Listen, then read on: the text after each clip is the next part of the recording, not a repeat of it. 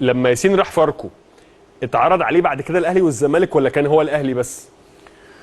هو كان لا الاهلي والزمالك. الاهلي والزمالك يعني زي كان عايز يرجعه تاني. وبيراميدز الثلاثه.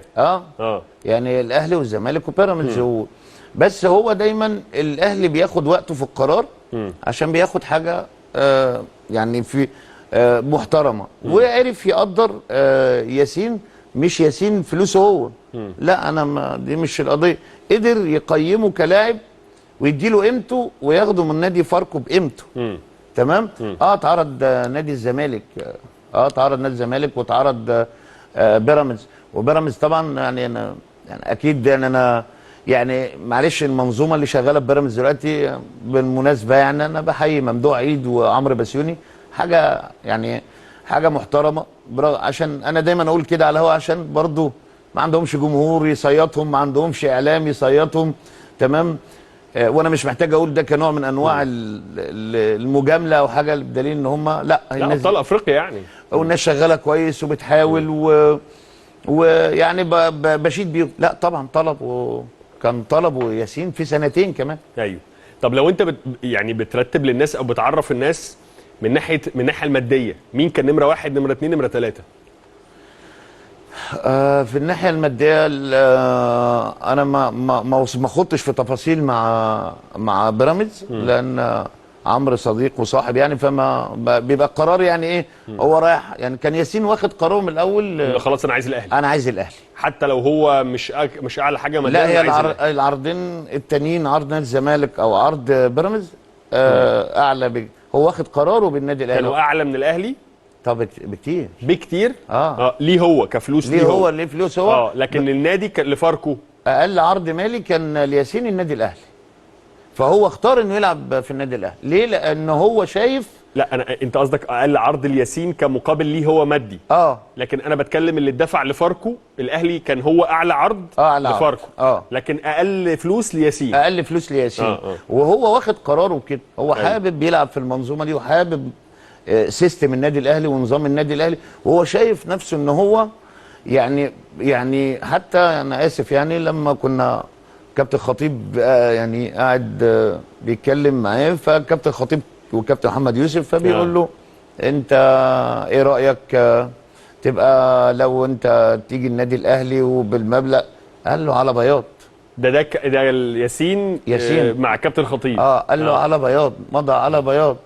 قال له انا عايز بعد كده ابقى. قال له ياسين انت هتيجي هنصبر عليك شويه مثلا بيهزر معاك كابتن فبيقول له بعد فتره شويه كده تبقى رقم 2 وبعدين تبقى رقم 1. قال له ان شاء الله ابقى رقم 1. بجهده هو وزمايله والحب والتربيه اللي هو اترباها ياسين محبوب من لا وده حقيقي فعلا. هو كل اللعيبه بتحبه وشايفاه شخصيه جميله ومحترمه وهو من ساعه لما دخل الاهلي تحسه اندمج بسرعه وبقى ليه شخصيه جوه الفرقه مع ان سنه مش كبير فدي حاجه تحسب له.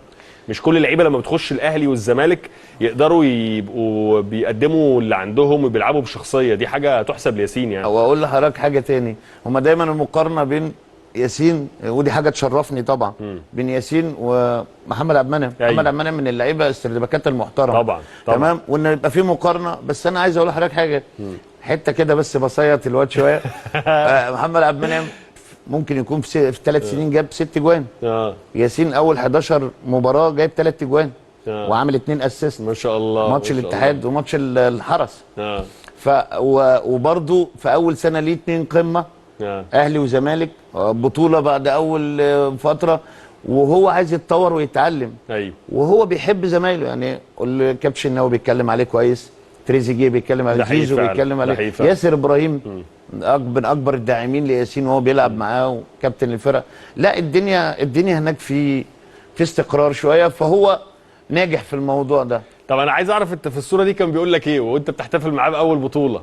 هو الاول قاعد يعمل كده تمام فانا مش شايفه قاعد يعمل كده بايده يعني اللي هو مش شايفك. فجمهور الاهلي بقى راح قال لي نندهله يعني قلت له ندهله فندهله فالظابط رافض ان انا اللي انت بس انا مش حاسس بنفسي شعور غريب جدا يا كابتن ابراهيم يعني ابنك بيدور عليك في المدرج واخد اول بطوله ليه في حياته وشكله حلو وحاجات يعني. قعدت تعيط صح؟ طبعا. طبعاً. انا مش لا، انا إحساس انا احساس جميل. غريب ولا إحساس جميل. ومش متزن. وبعدين طالع لك الضابط هناك أيوة. ما رضيش يدخلك فطلع لي فوق. انا ما اعرفش ان الصوره يعني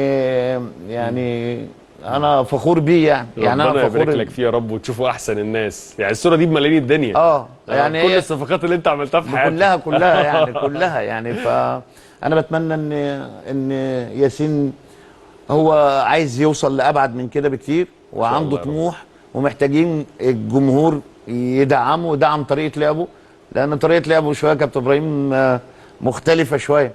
يعني طريقه لعبه هو طريقه لعبه اداؤه جمالي شويه. عايز دايما الكره لقدام دايما عايز دايما الكره في الرجل يحطها اللعيب فمهتم بالنواحي الهجوميه شويه. فالجمهور محتاج داعم انه ليه طريقه لعب شويه مختلفه.